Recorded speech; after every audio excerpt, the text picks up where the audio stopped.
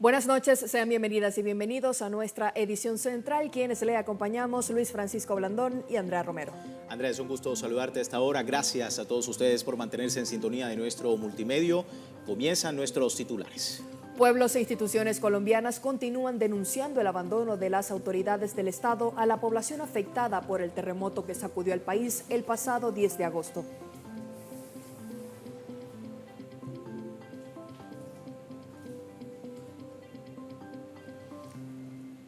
La presidenta encargada de Venezuela, Delcy Rodríguez, lideró la firma de acuerdos energéticos con consorcios internacionales para profundizar el desarrollo del sector gasífero.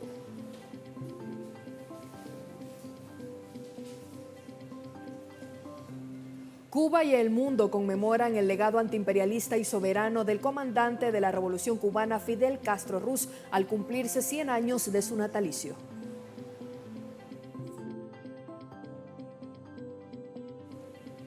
Hoy en Enclave Mediática, el embajador estadounidense en Israel, Mike Huckabee, calificó como un horrible acto de terror el asedio de colonos israelíes contra una vivienda palestina en Cisjordania. Detalles y los titulares en medios de comunicación internacionales más adelante.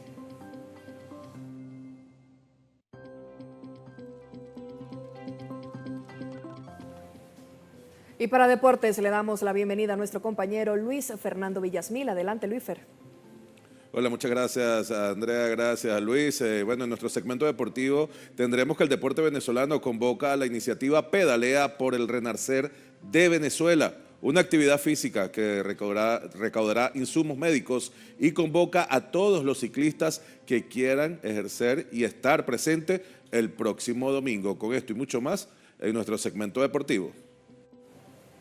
Más adelante en nuestro segmento de cultura, en el Memorial José Martí de la Plaza de la Revolución en La Habana, se presentó la exposición fotográfica Fidel en la Plaza, justo el día en que se cumplen 100 años del natalicio del líder histórico. Son 30 fotografías de distintos fotoreporteros cubanos en la plaza, considerada por el comandante como el corazón del país.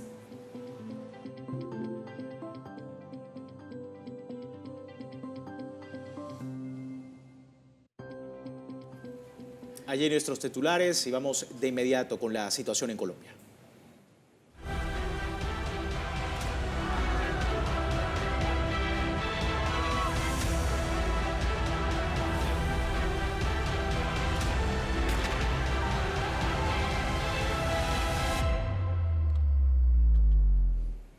Desde Bogotá, ahora le damos el pase a nuestra corresponsal Tatiana Portela, quien se encuentra en un recorrido por la capital y nos trae la información de los acontecimientos. Adelante, Tatiana. ¿Qué tal? Un saludo muy especial para usted y para todos nuestros televidentes. Seguimos en este cubrimiento especial que hemos hecho en los diferentes lugares en donde se registraron o se registró este terremoto de 7.4. Yo me encuentro aquí en la capital del país, más exactamente en el estadio El Campín, en donde ha sido uno de los centros más grandes de acopio para la ayuda humanitaria. Desde este lugar se han unido sociedades civiles, pero también la Cruz Roja de Bogotá y Cundinamarca, otras organizaciones no gubernamentales quienes también han hecho presencia en este lugar.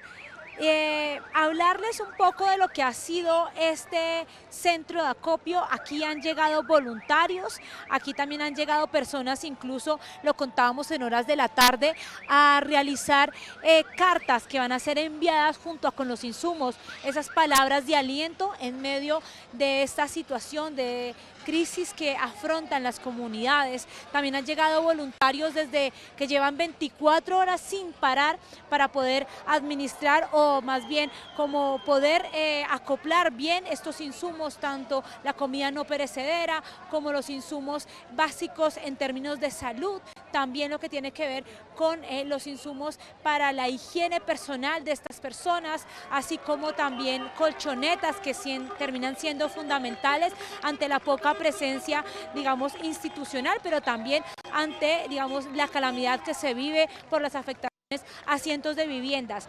Hace pocos minutos, o más bien sobre las 9 de la mañana, el nuevo director de la Unidad Nacional de Gestión del Riesgo hablaba de que la cifra a las 9 de la mañana hora local es de 273 fallecidos, de los cuales además se hablan de 3.824 heridos y desaparecidos 377. Señalarles que, por ejemplo, Azocapitales ha habilitado una plataforma para la búsqueda de estas personas desaparecidas porque ha sido uno de los graves problemas en medio de esta emergencia. Y también hablaba de cerca de 12.584 viviendas afectadas. Pues bien, ustedes están viendo ahora aquí cómo cientos de jóvenes han llegado hasta este lugar, también para poder ver cuál es la condición en la que llegan algunas digamos, de los insumos, pero también, digamos, de la ropa que será donada para estas personas que hoy lo perdieron todo, que no tienen ni siquiera un techo donde dormir, y ante, digamos, esta situación, pues también se vuelve indispensable la llegada de las frazadas, de la ropa, de las colchonetas. Y para hablar directamente sobre lo que están haciendo a esta hora estos cientos de jóvenes que llevan desde el lunes realizando estos centros de acopio y pudiendo entregar, digamos, la ayuda, nos encontramos con María José Cortés de ACES. Así es, ¿verdad? Sí, ACES. Hola, mucho gusto, buenas noches. Somos ACES, el grupo de los jóvenes universitarios voluntarios de la Iglesia de Dios Sociedad Misionera Mundial. Tenemos presencia en 175 países. En este momento también tenemos presencia en 32 de las ciudades capitales de Colombia, y hoy estamos junto con universitarios locales, pero también voluntarios de otros países como Corea del Sur, Perú, Venezuela, que se están uniendo junto con nosotros para apoyar y poder reconstruir juntos Colombia. Me contabas hace pocos instantes que ustedes tienen presencia también en los lugares que fueron directamente afectados, más golpeados. ¿Cuál es la situación que les han reportado a ustedes? Y frente a eso es que se han, digamos, volcado a poder ayudar frente a las necesidades. Sí, nosotros tenemos presencia en Pereira, también en Chocó, en Medellín, en el eje cafetero, en donde fue pues el mayor impacto del terremoto, y el reporte que nos dan es que están llegando los recursos, los elementos, pero también hacen falta muchas manos para limpiar los escombros, para reconstruir las casas, los colegios, edificios que se han derrumbado como consecuencia de la magnitud del terremoto y del impacto que todos nosotros ya conocemos. Ustedes desde hace cuánto están en esta labor, y me contabas que van a estar incluso en los territorios, ¿no? O sea, ustedes van a llegar hasta allá a entregarle personalmente a las personas afectadas. Sí, nosotros, ya que tenemos presencia en todo el país, tenemos voluntarios en cada una de los departamentos y en cada una de las zonas afectadas por el sismo, por el terremoto. Ahora nosotros estamos en esta jornada en Bogotá, aquí en el Coliseo El Campín, desde las 6 de la mañana estamos con los voluntarios. También vamos a estar mañana, y el día domingo vamos a tener una donación masiva de nuestros miembros, y el domingo 30 de agosto vamos a tener una campaña de donación de sangre a nivel nacional, también en los territorios afectados por el terremoto. Van a estar también en constante comunicación con la Alcaldía de Bogotá, con el Consejo, también me hablabas. ¿Cuál es esa coordinación que están haciendo? ¿Cuáles van a ser los insumos que están necesitando? ¿Y cómo van a llegar a estos territorios? Nosotros tenemos esta campaña de donación masiva este domingo 16 de agosto con el Consejo de Bogotá y la Alcaldía de Bogotá, con quienes hemos estado conectándonos y articulando, porque ya hemos trabajado en oportunidades anteriores en diferentes servicios voluntarios de limpiezas ambientales, campañas de siembra de árboles. Entonces, junto con la Alcaldía, el Consejo de Bogotá, nos están colaborando con otras instituciones, tanto públicas como privadas, que pueden ayudar a llegar y transportar todos los bienes que ahora estamos recolectando. En este momento se necesitan muchas colchonetas, cobijas, almohadas, también toallas y elementos de aseo personal, sal, azúcar, porque los kits se empacan completos. Entonces sí, hay algunos de los elementos, pero faltan otros, todavía no se envían a los territorios hasta que no estén completos según el mínimo vital y los estándares que se están utilizando en este momento. Vale, muchas gracias por estar aquí en las pantallas de Telesur y por ese enorme trabajo que han hecho, que los hemos visto desde las 9 de la mañana que llegamos aquí a este lugar, los hemos visto sin parar, una y otra vez aquí, pero no solamente trabajando, sino animando a las personas que llegan hasta acá, pero también animando a quienes están en este momento colaborando. Escuchemos.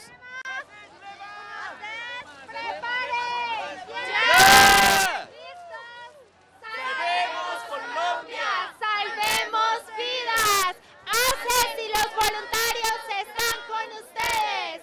We love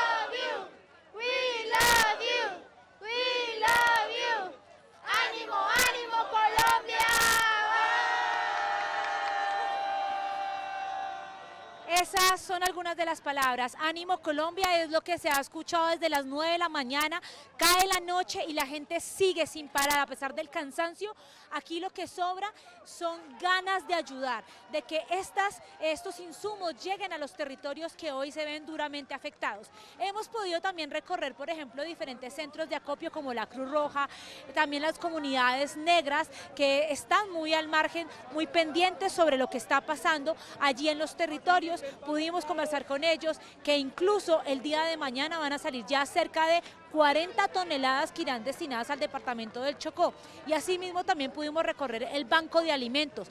Desde allí pudimos encontrar la historia de dos personas, dos conductores que han ofrecido su tiempo pero también sus camiones para que cerca de 24 toneladas lleguen hasta el departamento del Chocó, en donde es el lugar más afectado. Conocen ellos de primera mano cuáles son las necesidades de estos territorios, y por eso desde el día de hoy arranca entonces este camión para llegar allá hasta el departamento del Chocó a entregar esos insumos que puedan ayudar o por lo menos puedan aliviar un poco las necesidades que se dan luego de este terremoto. Seguiremos al tanto aquí llevándoles a ustedes toda la información sobre los diferentes centros de acopio, pero decirles antes de salir de aquí, de este lugar, de señalarles que desde aquí, desde el Campín, se han recolectado cerca de 500 toneladas que irán para Pereira, Manizales, Cali y el departamento de Chocó.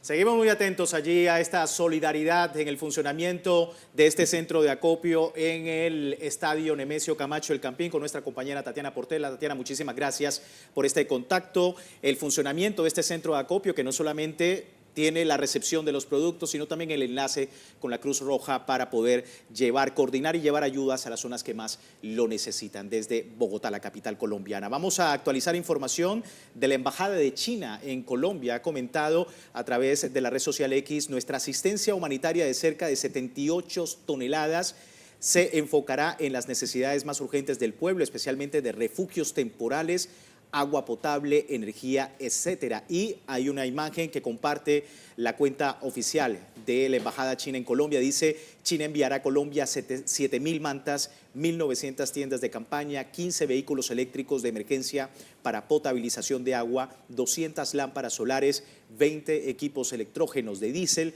entre otros productos importantes. Allí está entonces la asistencia humanitaria de 78 toneladas, dice la Embajada de China, que está enfocada en necesidades urgentes del pueblo colombiano, especialmente de refugios temporales, agua potable, energía y otros insumos que se necesitan en este momento de las personas que se encuentran allí y que en algunas ocasiones lo han perdido todo en este terremoto.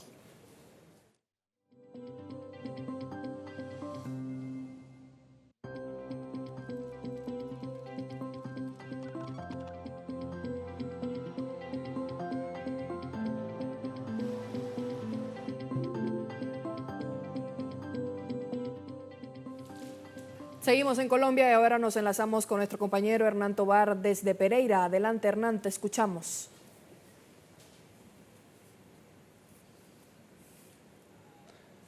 Andrea, Luis, un saludo para ustedes, para toda la teleaudiencia que nos ve a través de las pantallas de Telesur y nos sigue a través de nuestra multiplataforma informativa. Nosotros nos encontramos en un barrio llamado Villa Olímpica, aquí en la capital del departamento de Risaralda, Pereira. Bastante afectación, hemos visto sobre todo una afectación en casas, habitaciones familiares, pues que quedaron totalmente inservibles, inhabitables.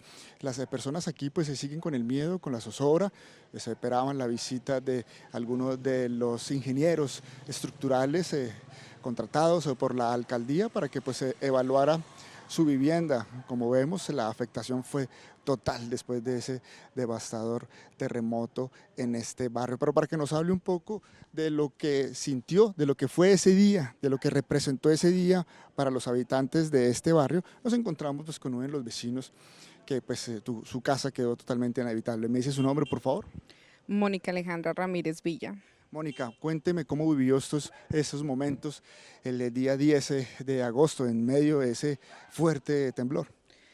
Bueno, fueron momentos muy confusos, fueron muy angustiantes. Nosotros, gracias a Dios, pudimos salir. Salimos mi bebé, un niño de 5 años que tengo, mi esposo. Alcanzamos a a estar, o sea, sentimos el temblor más fuerte ya estando afuera de la casa, gracias a Dios.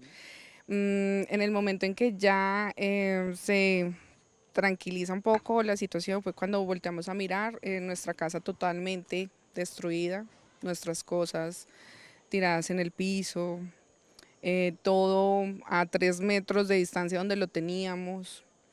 Mirábamos en ese momento, volteamos a ver hacia este lado, todo lleno de polvo, no había visibilidad, la gente corría, las motos iban de un lado a otro. Fue bastante angustioso esos momentos que tuvimos que vivir. Bueno, ¿cómo está su vivienda?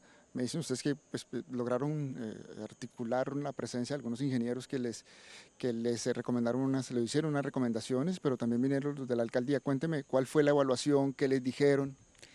El día de hoy pues vino un ingeniero de infraestructura, el cual apenas ingresamos a la vivienda nos dijo que, o sea, nos sacó, literalmente nos dijo que no estaba apta para que ni siquiera pudiéramos sacar el resto de cosas que tenemos adentro de la casa.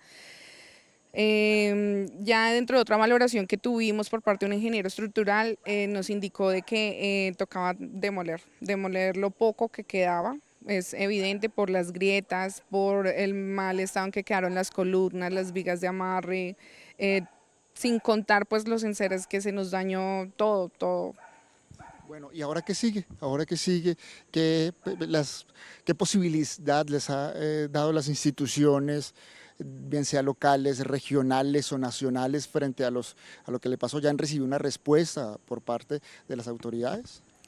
No, al día de hoy tuvimos un censo, vino unos ingenieros a mirar la infraestructura, pero nadie nos ha dicho qué va a pasar, si van a demoler todo. Esa es otra preocupación que tenemos porque la casa, o sea, la mía en especial tiene su primer piso y el segundo, pero no sabemos en qué momento se pueda ir hacia la parte de atrás porque está cediendo. Y fuera de eso, el día lunes vimos unas grietas, ayer vimos otras y hoy que ingresamos, porque tratamos como ingresar a sacar lo que más se puede, estamos viendo mucho más espacios entre el patio con la casa, las grietas, ya se entra la luz del sol a la casa, entonces ese también es nuestra preocupación porque nadie nos ha dicho si van a demoler toda la cuadra o qué van a pasar con las estructuras que quedan ahí, nadie nos informa si podemos volver a construir, si nos van a brindar algún apoyo económico referente a volver a empezar de nuevo, porque como ustedes pueden apreciar,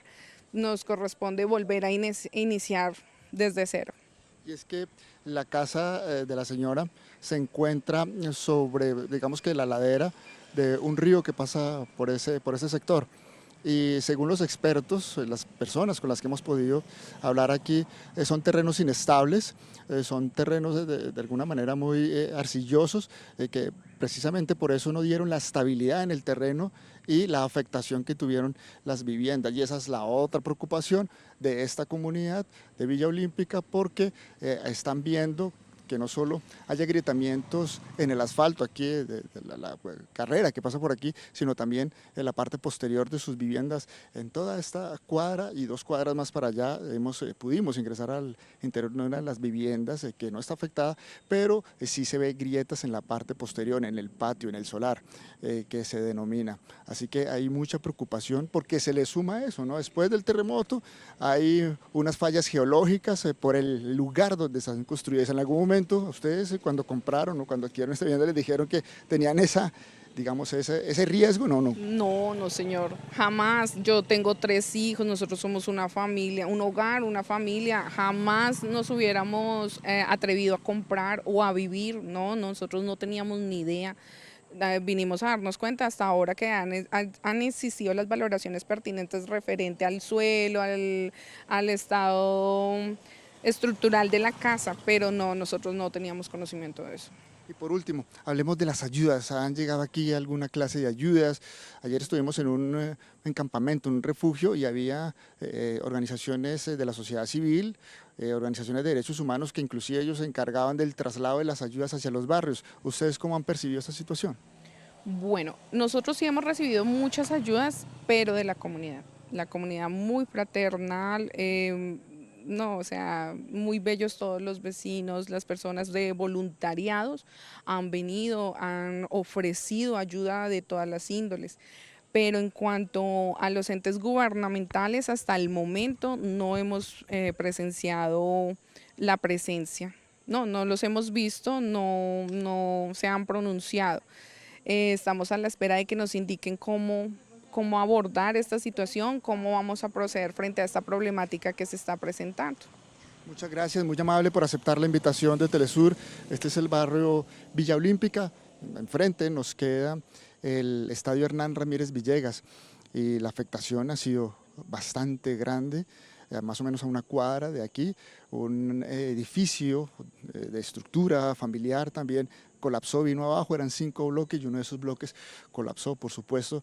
Hubo personas que quedaron ahí atrapadas, se alcanzó a hacer la extracción de algunas, otras personas las rescataron pues sin vida.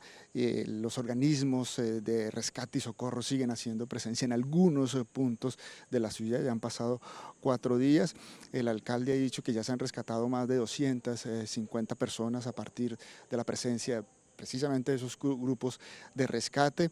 Hay una restricción para vehículos particulares hasta el día lunes, lo que permite precisamente el flujo rápido y adecuado de precisamente los vehículos de rescate. Hay acceso pues, de circulación para las motos, pero no para los vehículos particulares. Esa es la información que tenemos desde Pereira. Sigan ustedes con más de Telesur. Gracias a nuestro compañero Hernán Tobar, que nos comparte la situación de muchos colombianos y colombianas a la espera de que sean inspeccionados sus inmuebles para así saber si serán proceso de demolición o pueden volver a habitarlos. Gracias, Hernán. Ahora avanzamos con más información precisamente en Colombia respecto a la actualización de cifras de afectaciones.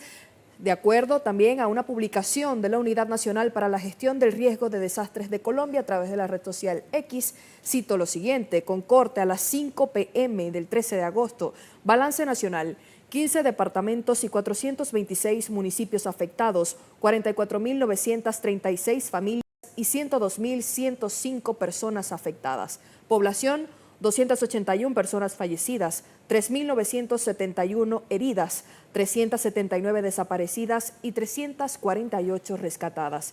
Vivienda, 65.841 viviendas averiadas, 10.677 destruidas y 127 edificios colapsados. Sigue este reporte de la Unidad Nacional para la Gestión de Riesgo de Desastres en Colombia, hablando de infraestructura y de servicios. 236 centros de salud, 2.136 centros educativos, 1.168 centros comunitarios, 198 vías, 71 acueductos, 34 puentes vehiculares, 12 puentes peatonales y 5 aeropuertos afectados. Animales, dice 169 rescatados y 243 afectados. La Unidad Nacional para la Gestión del Riesgo de Desastres, dice, continúa coordinando la respuesta y el seguimiento de las afectaciones. Seguiremos informando sobre las actualizaciones del balance. Y ahí acompaña precisamente con una imagen que da cuenta del balance de estas afectaciones más abajo del texto que estamos mostrando en pantalla, donde se puede ver justamente con mayor claridad las personas fallecidas, las personas heridas, las viviendas destruidas y, por supuesto, las viviendas averiadas por este terremoto de 7.4 con corte a las 5 de la tarde del 13 de agosto por la Unidad Nacional para la Gestión de Riesgo de Desastres en Colombia.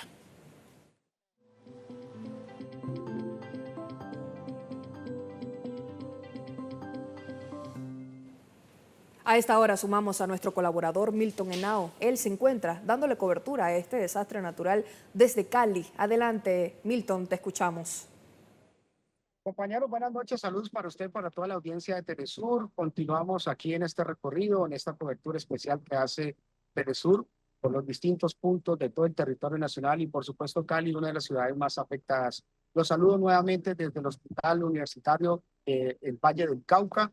Aquí hemos venido porque tenemos un caso muy particular que tiene que ver con la desaparición del señor Héctor Asdrúbal Jaramillo. Ayer a las 5 de la tarde, la Gobernación del Valle del Cauca, que es la encargada del Hospital Universitario del Valle, ofreció un comunicado donde explicó que a raíz de la destrucción, de la caída a raíz del temblor del edificio de hospitalización. Todas las personas que estaban en este sitio habían fallecido. Sin embargo, hacia las 8 de la noche, su familia, vía telefónica, pudo contactar y establecer que esta persona daba signos de vida. Entonces, pues hay una contradicción, hubo mucho silencio durante toda la tarde, ellos han permanecido aquí en las puertas del hospital universitario para encontrar alguna razón. Hacia eso de las 6 de la tarde, hace más o menos unos 35 o 40 minutos, salieron los encargados de la Secretaría de Salud Distrital, pero también de los bomberos de Bogotá, a explicar que iban a reanudar los operativos de rescate y que cada 3 horas les iban a estar informando de la situación acá. Un caso muy particular porque primero dieron el muerto a estas personas y ahora se expresa, pues a raíz también de la presión, no solamente de la ciudadanía, sino de los medios de comunicación que han llegado, pues cerraron estos operativos. Entre tanto, nosotros les contamos que hemos venido haciendo este recorrido por todo el territorio de Santiago de Cali. Hoy estuvimos en el barrio de Chiminangos y aquí la comunidad sigue pidiendo que el Estado haga presencia, no solamente con ayudas, sino también con la posibilidad de tener subsidios de vivienda, sobre todo porque estas personas están durmiendo al lado, en los parques, a pesar de que sus edificios no se cayeron, sí sufrieron grietas y pues tienen temor de sobrevivir o por lo menos de pernoctar en este lugar. A esta hora ellos permanecen allí en una cancha de fútbol y en un parque. Aquí les contamos el resumen de lo que fue este recorrido en el barrio Chiminangos, ubicado al norte de Cali. La cancha de baloncesto y de fútbol, antes escenario para el deporte y la diversión, hoy se han convertido en los albergues temporales de los habitantes del barrio Chiminangos, que resultaron afectados por el terremoto en esta nación suramericana. Aunque sus edificaciones no cayeron, el temor hizo que tuvieran que evacuar. Algunos deciden correr el riesgo. Nosotros por la noche nos reunimos aquí a las 6:30, armamos las carpas y pues aquí nos concentramos, nos vienen y nos dan ayuda, una comida, una cosa, y ya por la mañana desarmamos, como hay más de uno, para podernos ir a rebuscar el día a día. Somos trabajadores informales. Con el paso de las horas y tras el terremoto, muchos ciudadanos tratan de volver poco a poco a la normalidad, mientras aquí la incertidumbre y la zozobra se incrementan, sin la presencia estatal, por lo menos una que le realice una revisión técnica a los edificios que habitaban. La gente acá afuera no está durmiendo porque quiere dormir, sino por el miedo a la zozobra de los apartamentos. Hay unos apartamentos, unos cuantos que están deteriorados por dentro, están rasgados, entonces ese es el miedo de nosotros dormir en los apartamentos y cualquier sismo o algo no sabemos qué vaya a pasar en el momento. 10 años. Y mientras la ayuda llega, Mariana no logra borrar de su memoria esos 5 segundos de decisión que lograron salvar su vida. Sabe que tan siquiera tener la oportunidad de contarlo es un aliento para seguir luchando por el futuro que le espera. Lo primero que cae son las escaleras. Y eso es lo que yo hice, salir primero corriendo. Comenzó a caerse las escaleras. Y al llegar al primer piso me caigo y a lo que me caigo me paro y a lo que me paro caen todas las tejas ahí. Si no, no la fuera a contar. Entre tanto, la solidaridad continúa siendo la moral, el aliento y las ganas de salir adelante para estos caleños. La olla comunitaria, el apartamento prestado y el vehículo para el trasteo son los gestos que los llena de esperanza en medio de la adversidad. Bueno, les cuento una situación que se ha presentado. En el día de ayer, a través de los medios de comunicación, el alcalde de esta ciudad había expresado que no se requería más ayuda internacional porque ya tenían suficientemente rescatistas aquí en la ciudad. Sin embargo, por lo que hemos podido recorrer, pero también la denuncia que ha hecho las comunidades que se necesitan muchas manos, pues en el día de hoy el alcalde ha cambiado su versión y ha expresado y le ha dado la bienvenida a los topos, a estas personas que son expertos en este tipo de tragedias. Así que, bueno, también la presión de la ciudadanía, de los medios de comunicación que han evidenciado estas situaciones irregulares que se han presentado, pues hoy ellos están aquí y también, obviamente, toda la comunidad que sigue ayudando en las labores de rescate a todos estos grupos que llegan desde diferentes partes de Colombia y del mundo, compañeros. Seguimos atentos, Milton. Muchísimas gracias por este completo reporte. Milton Henao, nuestro compañero desde Cali, Colombia. Vamos a hacer una pausa y regresamos hablando de Venezuela. Le contamos, la presidenta encargada del país, Delcy Rodríguez, y consorcios internacionales han firmado acuerdos con el objetivo de profundizar el desarrollo del sector gasífero en esa nación. Ya regresamos.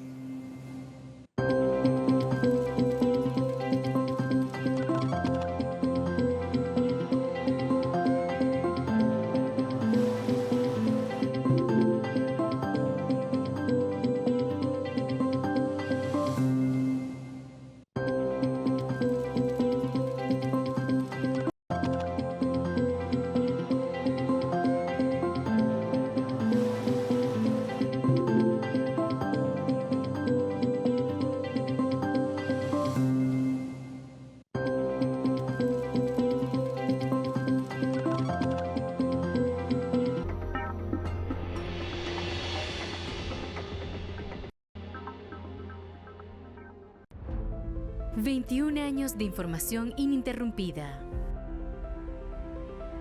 Telesur es resiliencia, constancia, solidaridad,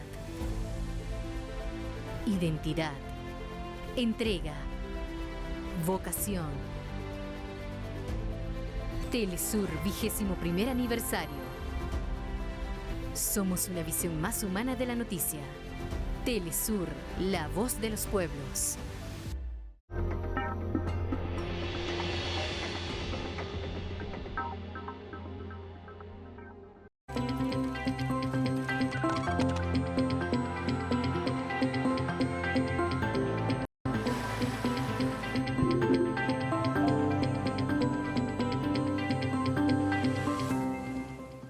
Estamos de regreso con más de Edición Central y la presidenta encargada de Venezuela, Delcy Rodríguez, y consorcios internacionales firmaron acuerdos con el objetivo de profundizar el desarrollo del sector gasífero.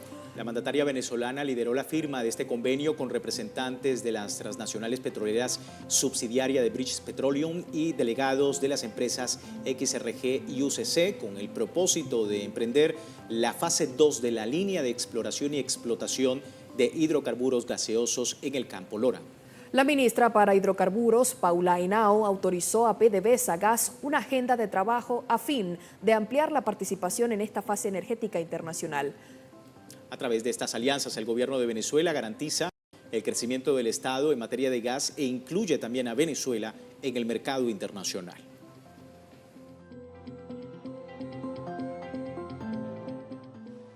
Con los cuales estamos firmando este acuerdo.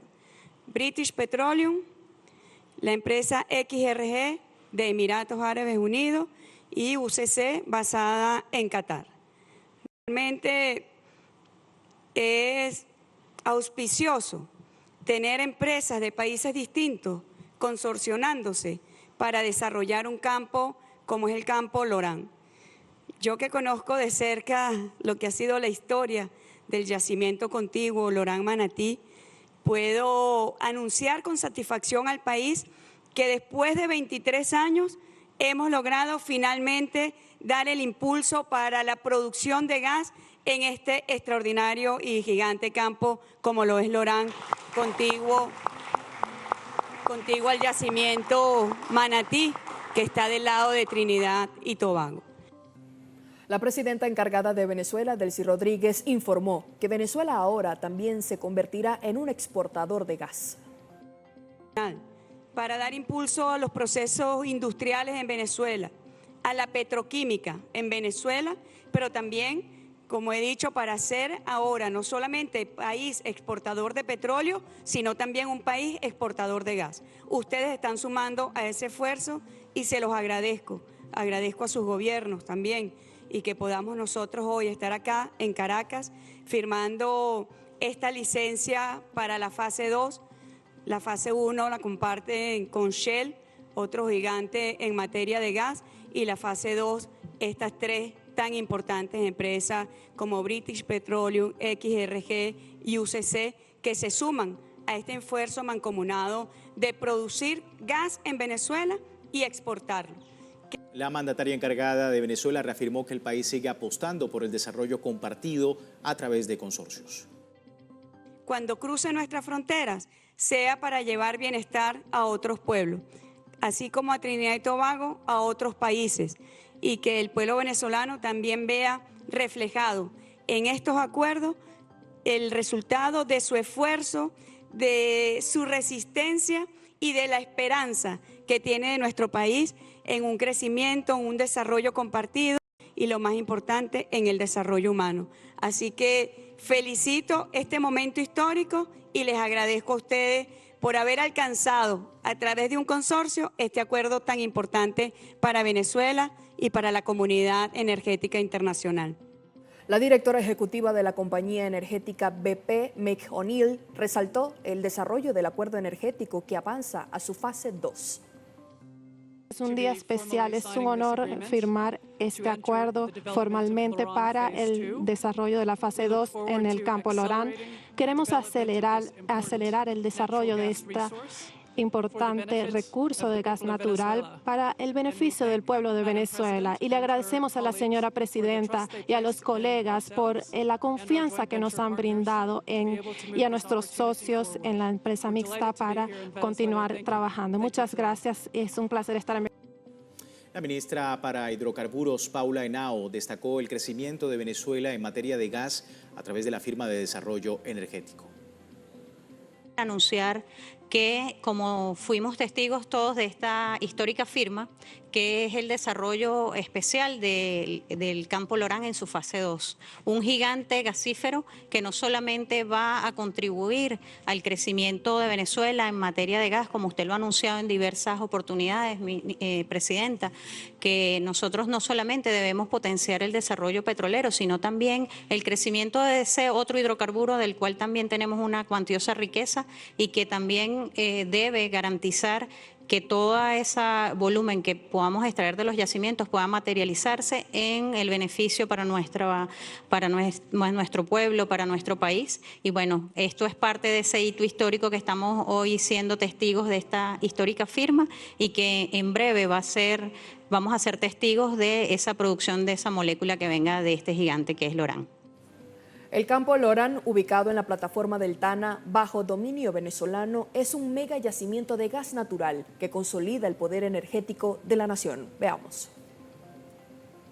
Con una extensión compartida de un 73,75% con Venezuela y el resto con Trinidad y Tobago, este yacimiento alberga cerca de 7 billones de pies cúbicos de gas. Este recurso estratégico no solo garantiza la soberanía energética, sino que fortalece la posición de negociación del Estado venezolano frente a socios internacionales. El gobierno nacional impulsó en 2026 el despegue definitivo de Lorán tras reubicar en junio la licencia de la fase 1 con Shell y en agosto se aprobaron nuevas fases con otras transnacionales. Esta reactivación, liderada por el Ejecutivo Nacional, asegura ingresos, transferencia tecnológica y generación de empleo, al tiempo que reafirma el control absoluto sobre los recursos transfronterizos y posiciona a Venezuela como el eje energético del Caribe y Suramérica. Seguimos en Venezuela. El gobierno nacional y un grupo de expertos se preparan frente a la incidencia del fenómeno El Niño, oscilación del sur, evaluando su impacto directo en esta nación suramericana. Luis Tavera nos cuenta más detalles. El clima en Venezuela responde a dinámicas globales que requieren seguimiento científico permanente. Y cuando hablamos de eso de catástrofe. Desde la sede central del Instituto Nacional de Meteorología e Hidrología, INAMEC, se llevó a cabo un encuentro técnico e intercambio geocientífico sobre el fenómeno El Niño, oscilación del sur, ENOS, para analizar su influencia directa sobre el territorio nacional. ¿El Niño se considera una amenaza? Sí, pero una amenaza de evolución lenta. ¿Qué significa eso? Bueno, eso significa que si nosotros monitoreamos, como estamos haciendo, esta amenaza, podremos, entre todos, buscar la forma de acción para tener menos afectaciones en las diferentes áreas. Un espacio donde expertos y representantes de ministerios como Turismo, Agricultura y Pesca pusieron sobre la mesa propuestas para poder integrar y alertar sobre las consecuencias de este fenómeno en el país. y entonces la cantidad de recursos que vamos a tener o que pudiéramos tener disponibles en estos espacios de manera tradicional pudiera verse afectados. Por ende, habrá una afectación social y económica dentro de los espacios. Entonces, por eso es que estamos allí en ese constante monitoreo. Nosotros somos el ente rector en materia de producción agrícola nacional y por lo tanto las condiciones climáticas que puedan afectar los ciclos de siembra nos van a afectar de alguna u otra manera, ¿no? Más allá de los mapas y las estadísticas, comprender el fenómeno El Niño Oscilación del Sur implica entender una dinámica global que nace en el Pacífico ecuatorial. Desde su origen histórico, bautizado por los pescadores peruanos en el siglo XVII, hasta sus 3 fases conocidas, este sistema altera por completo el clima del planeta. En el caso venezolano, aunque su huella principal se traduce en mayores temperaturas y menores precipitaciones, no se traduce en una sequía absoluta. El país atraviesa su periodo de lluvias gracias a las zonas de convergencia intertropical, lo que demuestra que su impacto real responde directamente a la diversidad y condiciones locales de cada región. En paralelo a la evaluación científica, la planificación popular es otra de las estrategias que avanzan en Venezuela para hacer frente a esta realidad. Hoy hemos continuado con esta jornada de formación en planificación popular, un tema central que ha puesto la presidenta encargada Delcy Rodríguez, tiene que ver precisamente con las previsiones como país, como Estado, vinculados a la crisis climática, a lo que se corresponde a los próximos meses, que bueno, ya inicia lo que es la visión desde el punto de vista de contención ante situaciones que se están presentando vinculados al clima. Uno de los temas centrales que se ha planteado precisamente en esta jornada tiene que ver con los aspectos desde el punto de vista de la organización del Estado, de lo que corresponde al poder popular y los aspectos vinculados a cómo podemos enfrentar una situación que existe como un hecho desde el punto de vista del planeta. La prevención temprana es la mejor herramienta del gobierno venezolano frente al fenómeno climático El Niño Oscilación del Sur. Monitorear a tiempo permite proteger la pesca, la agricultura, el turismo y a todas las comunidades del territorio nacional. En la cámara de José Luis Briceño, Luis Tavera, Telesur, Caracas, Venezuela.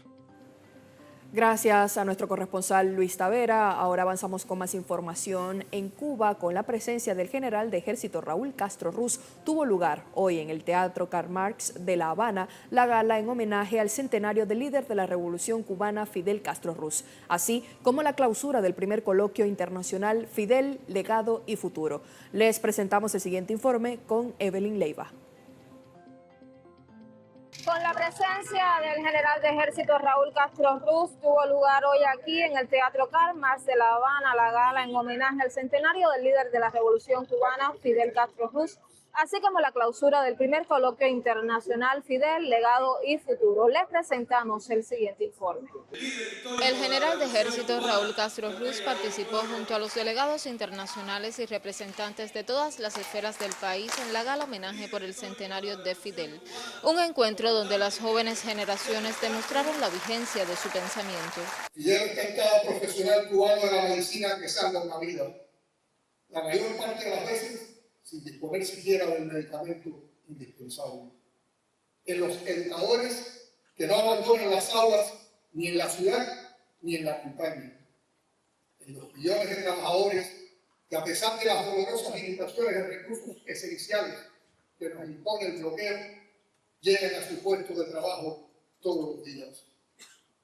En cada combatiente está dispuesto a dar la vida por la patria y el socialismo. Que hoy en el futuro miren atrás en el tiempo, buscando a Fidel Castro Ruz, al comandante, ya no verán solo a un hombre, verán a su pueblo y a millones que inspirados en su ejemplar vida se ganaron un lugar en la historia, enfrentándose sin rendirse al más poderoso y criminal en guerra y venciendo. Momentos importantes fueron las anécdotas del comandante Fidel y Hugo Chávez. La emoción y los recuerdos invadieron a los presentes. La verdad que con el corazón encogido de la emoción, el haber visto a general de ejército Raúl Castro, siendo impresionante, y el ver cómo la historia de Fidel está aquí presente. También haber escuchado al comandante Chávez, viva Fidel, carajo, es algo que realmente nos hace salir muy enaltecidos, salir muy convencidos de que hay que seguir luchando y vamos a dar todo por esta revolución, por esta Cuba que cada día se merece más, que luchamos por ella. Fidel también fue protagonista de las causas justas y las luchas de África, un gesto que estrechó los lazos de amistad entre la isla y el continente africano. Un momento de gratitud, porque Fidel Castro fue muy importante para nuestro país, Angola.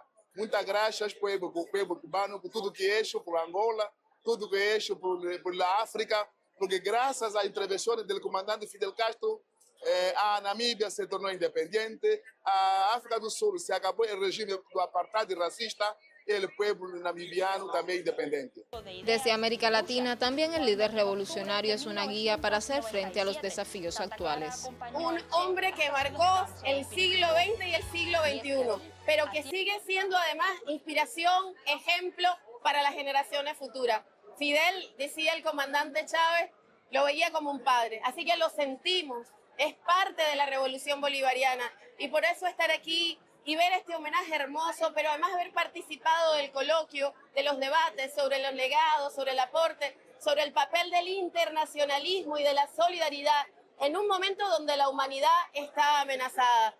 Fidel pudo ver el futuro, nos decía en el 92 hay una especie en peligro, es la especie humana. Este es un momento muy delicado para la humanidad y tener la fuerza de un Fidel vivo que resiste y que lucha en Cuba, en América Latina y en el mundo es un privilegio. El espectáculo estuvo a cargo de la compañía infantil La Colmenita y varios artistas. Un teatro repleto de amor y respeto por Cuba y Fidel. Sube a la plaza, ven a celebrar tu cielo.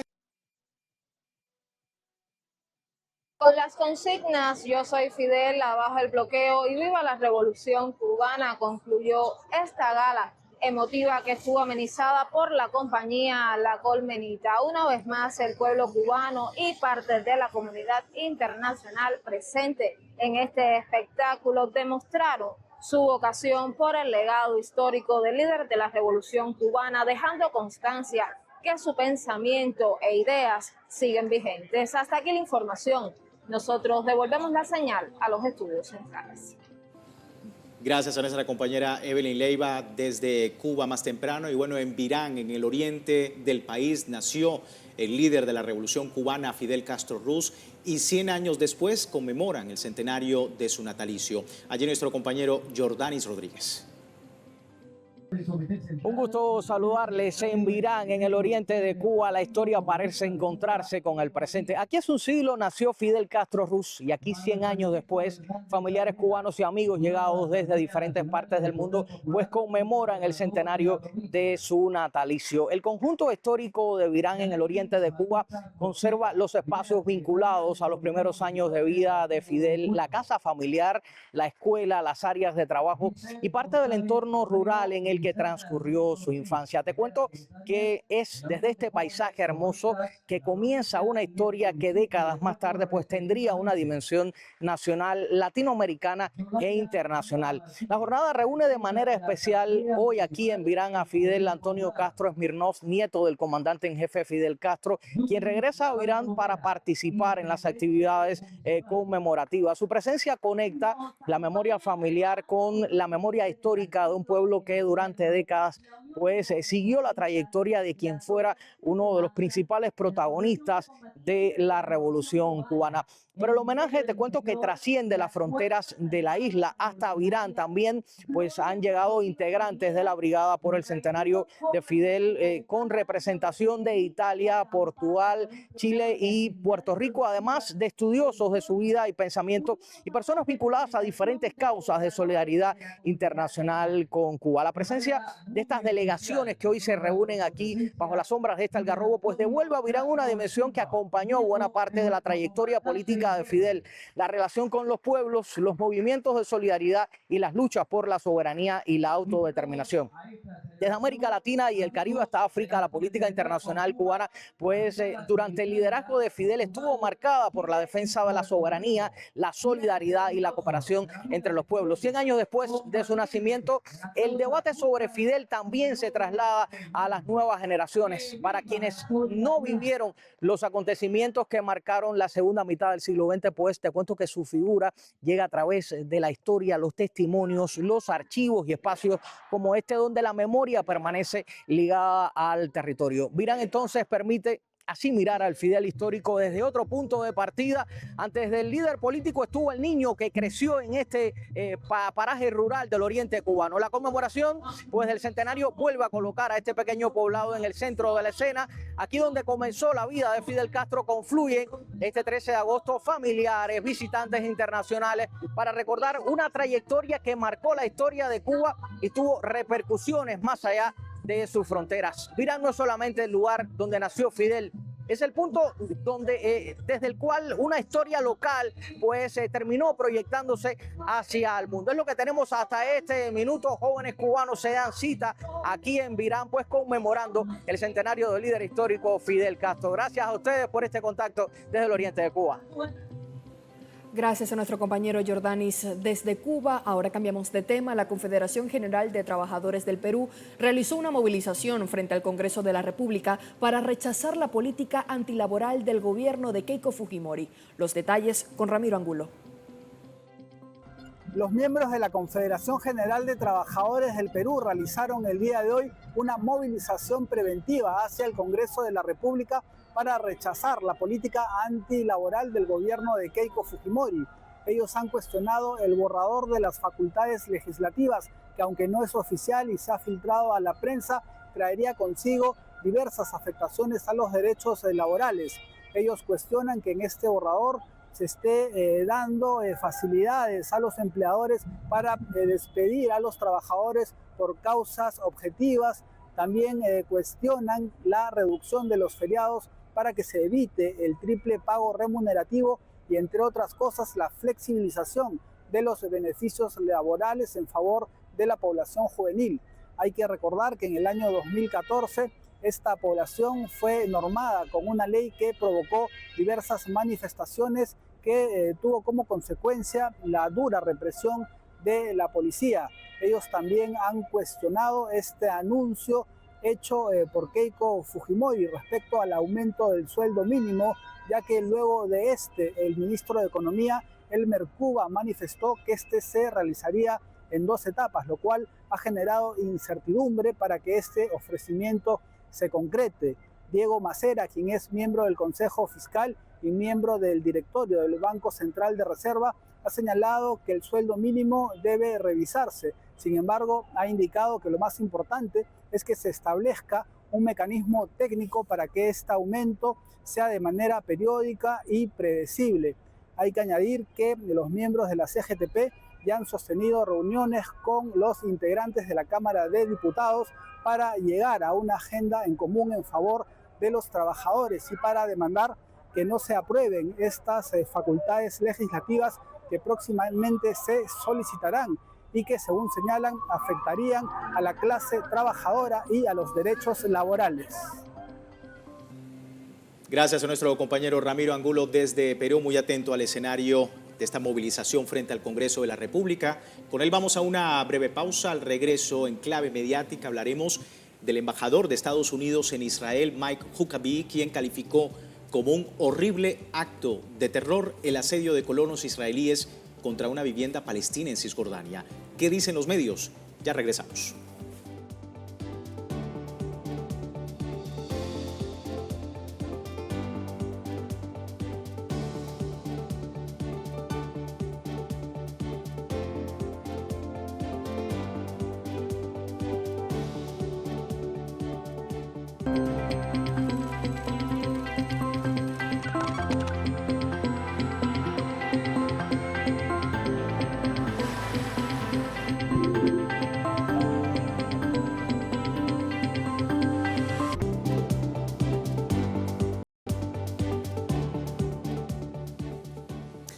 Gracias por seguirnos en Edición Central. En Enclave Mediática hablamos del representante diplomático de los Estados Unidos en Israel, Mike Huckabee, quien ha condenado el ataque de colonos israelíes contra una casa palestina en Cisjordania. Dice estar horrorizado por lo que califica un horrible acto de terror. Veamos. El embajador de Estados Unidos en Israel, Mike Huckabee, calificó como un horrible acto de terror el asedio perpetrado por colonos israelíes en la localidad cisjordania de Qusra, donde Huckabee tachó el bloqueo de repugnante y afirmó que no existe excusa para tales acciones. Colonos israelíes en las cercanías de Nablus han rodeado viviendas palestinas, impidiendo el acceso a alimentos a una familia de un ciudadano estadounidense. Pese a que el ejército israelí intervino a petición de Washington para retirar el bloqueo, la acción resultó fallida y los colonos continuaron en el sitio. Huckabee rechazó versiones de que la Casa Blanca tuviera que intervenir de urgencia por inacción diplomática. Asimismo, sostuvo que la embajada estadounidense en Jerusalén se involucró de inmediato para exigir la actuación de la policía y las fuerzas de ocupación israelí, calificando de criminales a las acciones de los extremistas. Las duras críticas resultan inéditas al provenir de Huckabee, un conocido pastor evangélico defensivo de los asentamientos en Cisjordania. El hecho ocurre mientras las Naciones Unidas advierten un aumento sin precedentes de la violencia de los colonos en los territorios ocupados. Que Estados Unidos llegue al extremo de ordenar a sus propios aliados deja al descubierto la impunidad de la violencia colonial en Cisjordania. Vamos a ver los portales de noticias. Comienzo con Swissinfo, que titula de la siguiente manera: el embajador de Estados Unidos en Israel denuncia el asedio de colonos a viviendas palestinas en Cisjordania. Este medio expone que, de acuerdo con lo declarado por el embajador de Estados Unidos, Mike Huckabee, el régimen sionista actuó a petición de Estados Unidos, su principal aliado, a pesar de los desacuerdos que sus dirigentes, el presidente estadounidense Donald Trump y el primer ministro israelí Benjamin Netanyahu, han exhibido en los últimos meses, especialmente sobre la propuesta de Estados Unidos para la Franja de Gaza, intentando sostener una narrativa de control que resulta un tanto paradójica. Vamos ahora al Comercio de Perú, que titula también embajador de Estados Unidos en Israel. Ahí está, llama a terroristas a colonos israelíes en Qusra, Cisjordania. Profundizando este medio en los testimonios de Qusay Abu Ridi, uno de los vecinos afectados por el asedio a varias familias palestinas en una casa en Qusra, al norte de Cisjordania, señaló que el ejército, la policía fronteriza y la policía del lugar llegaron la pasada noche y desmantelaron el puesto de avanzada, resaltando que los colonos continúan presentes a 15 metros de su casa y que las autoridades de Israel le acaban de pedir a los vecinos que abandonen su hogar. De hecho, este vecino, indicó que los soldados instaron a los vecinos a abandonar sus casas porque las iban a usar como cuartel militar durante 3 días. Y finalizamos con Deutsche Welle de Alemania, que titula de la siguiente manera: el ejército israelí se moviliza mientras los colonos asedian 3 viviendas en Cisjordania. El medio habla sobre el problema relacionado con la construcción de asentamientos en Cisjordania. Dice que los palestinos y algunos miembros de la oposición israelí acusan al gobierno del primer ministro Benjamin Netanyahu de hacer la vista gorda ante los ataques de los colonos contra palestinos, ya que estos casos han aumentado en los últimos años desde los ataques del 7 de octubre y en medio de la guerra en la Franja de Gaza. La Oficina del Alto Comisionado de las Naciones Unidas para los Derechos Humanos informó que 18 palestinos murieron en los primeros 7 meses de este año en ataques perpetrados por colonos israelíes.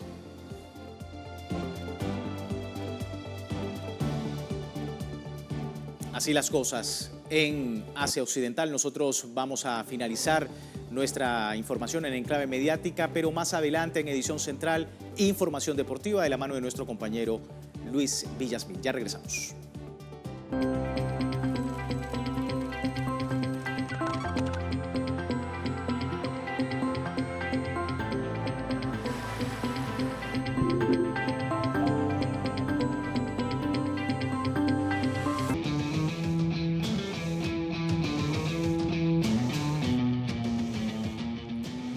Muy buenas noches, damas y caballeros, bienvenidos a nuestro segmento deportivo. Comenzamos con la iniciativa solidaria Pedaleamos por Venezuela, que se consolida como una muestra del poder transformador del deporte, convocando a ciclistas, clubes y atletas de todo el país este domingo 30 de agosto para transformar la actividad física en una ayuda directa. Veamos.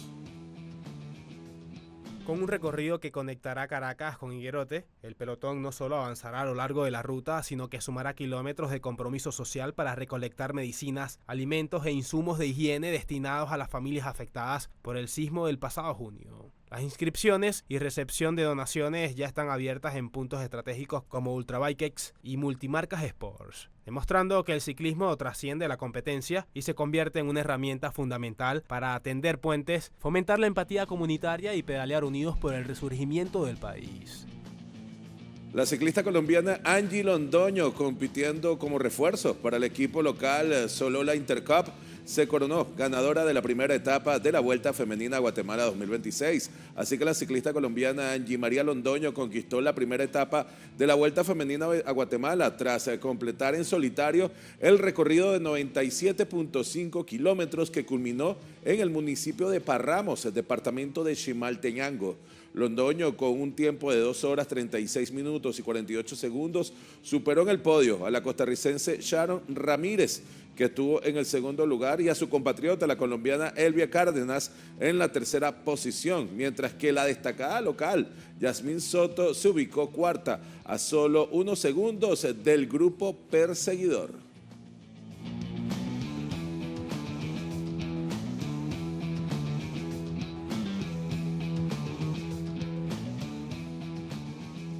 Y en más del ciclismo, el español Adrián Pericas conquistó este jueves la séptima etapa de la Vuelta a Portugal 2026, disputada sobre 153 kilómetros entre Vieira y Termes du Grés. Veamos. Adrián, corredor de 20 años, superó en sprint a Artem Nich y Alexis Guerin para estrenar su palmarés profesional en la séptima etapa de la Vuelta a Portugal 2026. La etapa reina del Jerez presentaba 3.144 metros de desnivel acumulado, 2 puertos de primera categoría y una llegada puntuable de tercera, donde el calor también endureció la carrera por las altas temperaturas durante todo el recorrido. Pericas completó la exigente jornada de 3 horas y 48 minutos con 32 segundos, mientras que Nich terminó segundo y Guerin tercero para cerrar el podio. La victoria permitió a Pericas ascender a la tercera plaza de la clasificación general a 1.57 del maillot amarillo y reforzó su condición del mejor español de la carrera, mientras que Guerin conservó el liderato con 47 segundos sobre su compañero Nich. Por su parte, la nueva temporada de la Liga Española comenzará de la mano con la tecnología, presentando el balón conectado, una nueva iniciativa que incorpora un sensor dentro de la esférica. Así que este balón cumplirá una función de apoyo al arbitraje que requerirá un importante despliegue logístico y tecnológico en los estadios, así como una estricta coordinación entre la Liga, la Federación Española y los clubes para garantizar la perfecta sincronización de los sistemas y el correcto desempeño. La nueva esférica transmite una velocidad de 560 señales por segundo de manera constante a las diferentes antenas, mientras que a nivel de posicionamiento lo hace a un ritmo de 100 señales por segundo. El balón, que se utilizará en la primera división a partir del próximo viernes y en segunda a partir de la próxima campaña, llevará incorporado un sensor que pesa unos 25 gramos, que integra un acelerómetro y un giroscopio para medir tanto la fuerza como la velocidad que actúa sobre la pelota.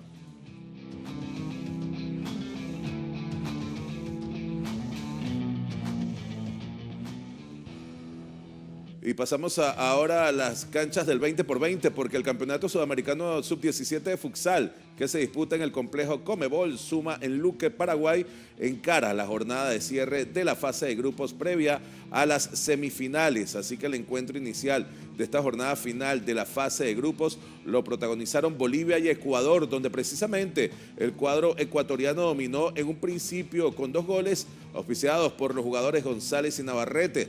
La verde supo mantenerse en el partido, consiguiendo la igualdad casi agónica, primero con gol de Pérez y seguidamente Ríos, que determinaría la igualdad a 2 definitiva.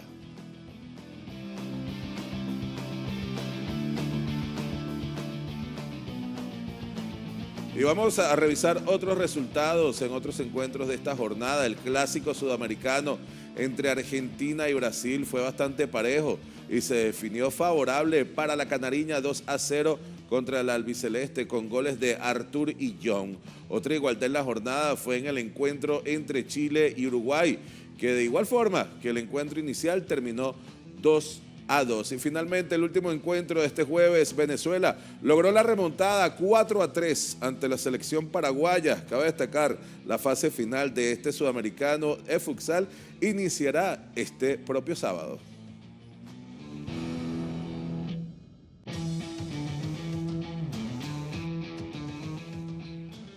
Seguimos con el balompié sudamericano porque la Liga Dimayor expresó este jueves su solidaridad con Colombia tras el terremoto que anunció medidas también de apoyo y la reprogramación de sus competencias.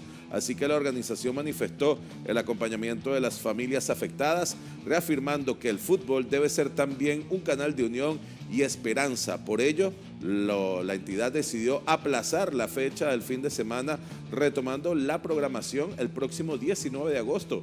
Esto para garantizar que los partidos se jueguen únicamente en las ciudades no afectadas. Asimismo, anunció que los estadios se habilitarán como centros de acopio para recibir ayudas, invitando a la solidaridad de los 36 clubes profesionales para realizar donaciones que contribuyan a la reconstrucción de las zonas impactadas. Finalmente, recordó que detrás de cada encuentro hay personas que dependen de esta actividad, por lo que de mantener el fútbol activo significa también proteger empleos y el sustento, concluyendo con un llamado a que cada camiseta y partido sean representantes de la solidaridad.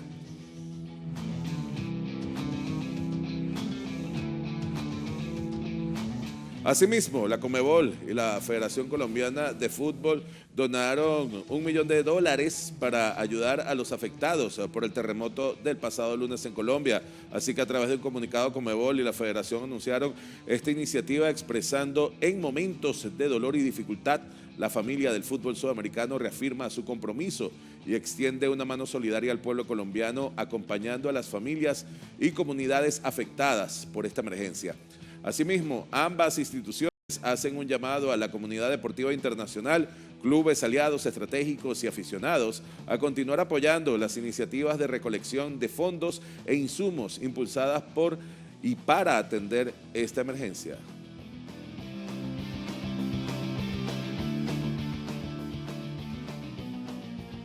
De esta manera finalizamos nuestra información deportiva. Vamos a una breve pausa y ya regresamos para conocer toda la información en el ámbito de cultura.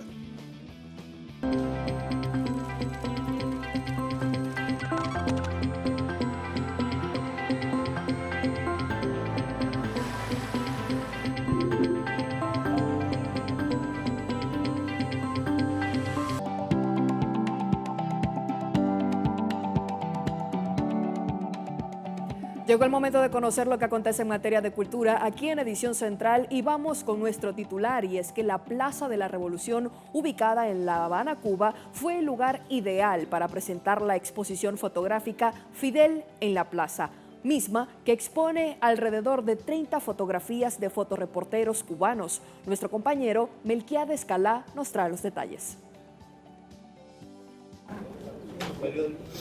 Así es, colega, el saludo también para ti, para todas las personas que a esta hora se conectan a través de la multiplataforma de Telesur, y me encuentro en efecto en el Memorial José Martí de la Plaza de la Revolución, donde se celebra la exposición Fidel en la Plaza, una exposición que tributa el legado del comandante en jefe justo en una fecha especial, la fecha del centenario de su natalicio. En esta exposición se están presentando más de 30 obras de diferentes fotoreporteros, y ahora tengo el placer de tener a Roberto Chile, camarógrafo, que también hoy trae su obra a esta exposición. Cuéntame de qué va tu obra, cuán importante es para ti como camarógrafo, que estuvo muy cerca del comandante, estar justamente el día de su centenario aquí. Bueno, mi obra periodística en este caso es más como camarógrafo y documentalista que como fotógrafo. Pero en este caso nos convocaron a presentar fotografías de Fidel en la plaza, ¿no? Tenía muchas. En algunas se ve que está en la plaza, en otras no se ve que está, pero está. Y entonces escogimos estas dos fotografías, Eterno Baraguá, que es una fotografía tomada, ambas fueron tomadas el mismo día, el 1 de mayo de 2005, y esta que le puse reflexión porque él está escribiendo quizás algunos apuntes para después el discurso que ofreció al pueblo en este emblemático lugar. Es un lugar que nos trae muchos recuerdos. Es un lugar realmente importantísimo en la historia de la revolución y te puedo decir que cuando vengo aquí todavía lo veo a él, todavía veo al pueblo, todavía veo las banderas, todavía siento el murmullo de la gente, ¿no? Porque es un lugar que realmente es importantísimo en nuestra historia. Mi trabajo con Fidel fue de casi un cuarto de siglo como camarógrafo, con él recorrí 30 países, más de 60 viajes al exterior y Cuba de una punta a la otra. Eso me dio la posibilidad de estar en momentos cardinales de la historia de la nación cubana, en este caso del periodo revolucionario, y tener relación y captar imágenes, momentos de su relación con deportistas, científicos, dirigentes, artistas, gente de pueblo. Y eso realmente me nutrió grandemente a mí, porque es como tener a Cuba dentro, en el recuerdo, tener a Cuba dentro de mi trabajo periodístico. Y cada vez que veo una fotografía como esta y como algunas otras que se exhiben, que la gente las porta en sus manos en algún evento, siento que cumplí, aunque sea un tantito así, con mi misión en la vida. Muchísimas gracias, Roberto.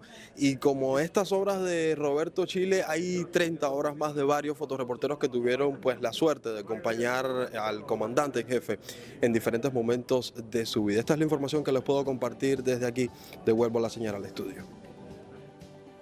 Gracias a nuestro compañero Melquiades Calá por esta información. Ahora nos vamos hasta la ciudad capital venezolana, porque las instalaciones del Teatro Nacional fueron el lugar donde se llevó a cabo un acto conmemorativo en homenaje al centenario del natalicio del líder de la Revolución Cubana, Fidel Castro Ruz. Una cita que contó con la presencia del representante del gobierno venezolano, el vicepresidente sectorial de Planificación, Ricardo Menéndez. Nuestra compañera Michelle Ramírez nos trae los detalles. Así es, nosotros nos encontramos en la ciudad de Caracas, específicamente en el Teatro Nacional, en el que se está llevando a cabo ahora mismo un homenaje al comandante Fidel Castro Ruz, un líder histórico de la Revolución Cubana, en conmemoración al centenario de su natalicio. Ha sido una jornada enmarcada por distintas expresiones y manifestaciones culturales que se han dado cita en este lugar para honrar su memoria y también para honrar su legado. Queremos mostrarles a ustedes en imágenes lo que ocurre en este lugar ahora mismo y es parte de estas manifestaciones culturales.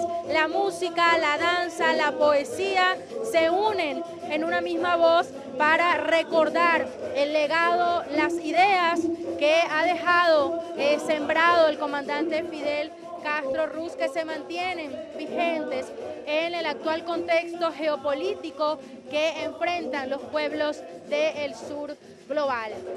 De esta manera, cada uno de los ciudadanos venezolanos y cubanos se han dado cita en este lugar para conmemorar así el centenario del natalicio del comandante Fidel Castro. De esta manera también Caracas demuestra que el comandante Fidel Castro Ruz, sus ideas enmarcadas principalmente por la integración regional, por el respeto y la autodeterminación de los pueblos, siguen vigentes en cada nación, en cada pueblo y en cada espacio que lucha por la justicia social. Es lo que se genera en este momento acá en el Teatro Nacional en Caracas. Por esta información regresamos nuevamente al estudio. Muchas gracias. Gracias a nuestra compañera Michelle Ramírez desde Caracas. Muchas han sido las expresiones culturales en conmemoración al siglo del natalicio del líder histórico de la Revolución Cubana, Fidel Castro. Es así como a través del portal web de nuestra multiplataforma Telesur, el caricaturista cubano Osvaldo Gutiérrez rindió un tributo con sus ilustraciones, pero también, como nos mencionaba nuestra corresponsal, las instalaciones del Teatro Nacional en Caracas fueron el espacio donde el pianista y compositor Leonel Ruiz, junto a la artista venezolana Elena Gil, se unieron a esta celebración. Disfrutemos parte de su presentación.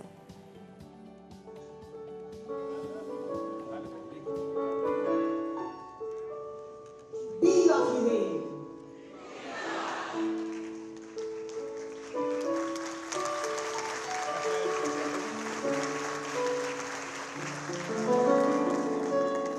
Una canción que todos, entre tantos, nos gusta.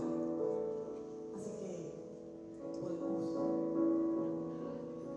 juntar las voces para que se escuchen en el cosmos, en donde está nuestro eterno presidente, Fidel Castro.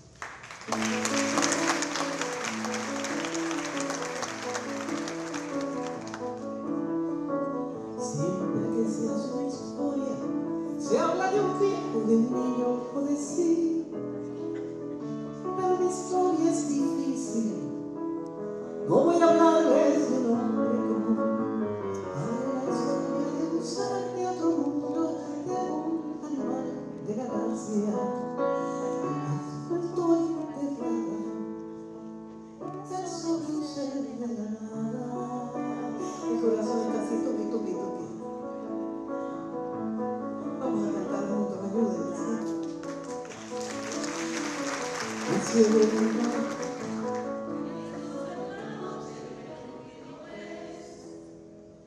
fue del planeta al planeta, buscando agua potable, quizá buscando la vida, buscando la muerte, eso nunca se sabe, quizá buscando o algo semejante que fuera adorable, o por lo menos creíble,